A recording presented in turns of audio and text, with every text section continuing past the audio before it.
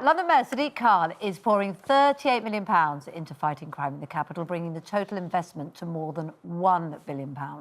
The announcement follows a sudden increase in violent crime, which has seen at least 4 people die from stab wounds in the last 10 days. Mayor Sadiq Khan joins us now. Good morning to you, Mr Khan. Thank you for joining us this morning. There's a real concern, of course, that there's suddenly been this rash of violent crime and also these stabbings, 4 people in the last 10 days. We're under lockdown at the moment. The restrictions are incredibly harsh on all sorts of people, and yet we still can't control the knife crime on our streets.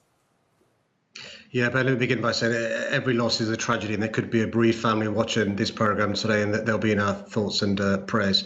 The good news is that over the last couple of years, before the pandemic, we've started to make really good progress, both being tough on crime and tough on the causes of crime, and reducing the number of young victims in particular of violent crime and knife injury.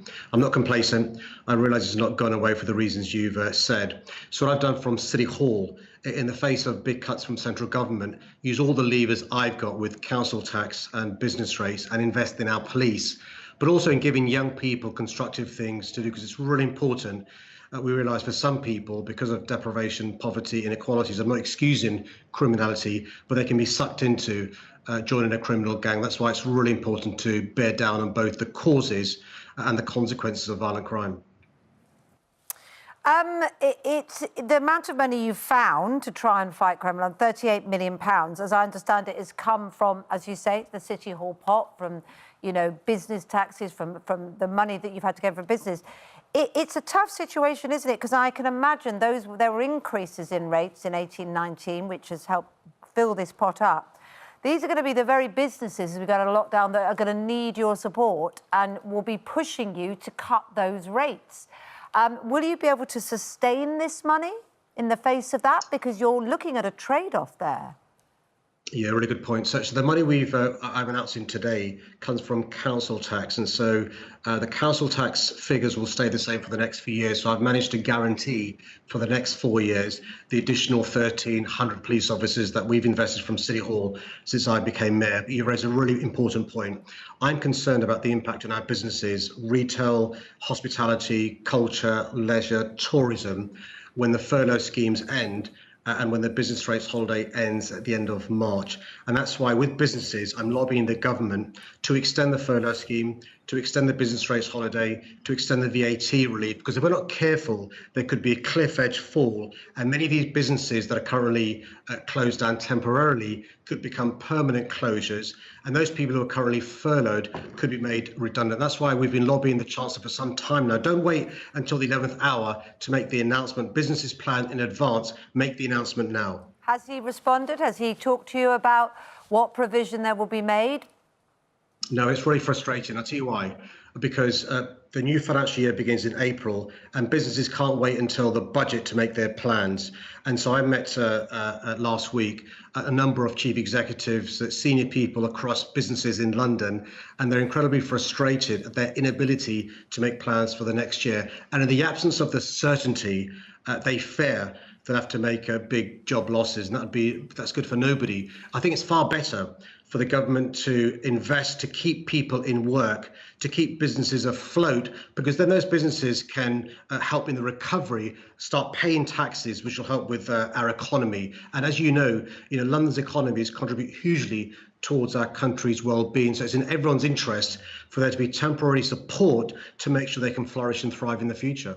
One of the things that's really important in the city, of course, in the City of London, of which you are mayor, is that the police and the coordinated efforts of all of our security forces. This rash of violent crime, even within the pandemic, is a real concern. The Home Secretary was asked on a radio programme a few days ago whether she had confidence in Cressida Dick, who is the head of the Metropolitan Police. She refused to answer. I think we have the moment that Nick Ferrari was interviewing Priti Patel. This is what she said. You still have confidence in Cressida Dick? Is she fit for purpose, Home Secretary? Thank you, and Graham, thanks for your question as well. A lot of work has taken place on Operation Midland. I don't want to go into details here on this particular call, but obviously... the question was whether you have confidence in the Commissioner of the Met. When I'm working with the Commissioner, absolutely, on some of the measures and the reforms that they've been tasked with in terms of their own standards and performance. I'm going to say that you don't have confidence in the Commissioner of the Met. No, I work with the Commissioner, Nick. I hear you work with a lot of people. I work with a lot of people. I don't have confidence with everyone I work with. The Commissioner does a lot of great work, and she oversees the largest police force in the country. Home Secretary certainly seemed to be avoiding Nick Ferrari's question about confidence in Cressida Dick. Sadiq Khan, you work very closely with her as well, of course. Do you have confidence in her? I have full confidence in the Commissioner of that police service, who does a brilliant job leading the world's finest police service. And I'll be seeing her later on today and meeting heroic men and women police officers serving our city who I have full confidence in as well. Do you have confidence in Priti Patel? Well, look, that says it all, I think, doesn't it? The laugh and the pause there, Sadiq Khan. A bit like Priti Patel was avoiding the question. Sounds like you are as well. Yeah, I don't like to be discourteous and impolite to colleagues, even from other parties. I think Priti Patel's track record as a Home Sec won't be a great one in relation to what she's not done to address some of the concerns we had around the hostile environment. I think she's not addressed the concerns we've got in relation to our borders. I think the quarantine policies have been a big failure. I don't think she's given the police the resources they need in relation to, we've lost 21,000 officers over the last 10 years. She's talked about returning 20,000, but we need far more. I don't think she's batted for the police when it comes to the support they need. So a whole host of things I've got concerns with about Priti Patel.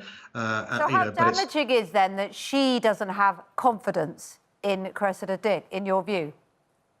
I think, to be fair to the Home Sec, and I do want to be fair to her, later on, she did say she's got full confidence in the Commissioner, as indeed did the Prime Minister. So, look, you've got on record me defending a Conservative Home Secretary, but it's important that I set the record straight because, she's not here to answer your questions.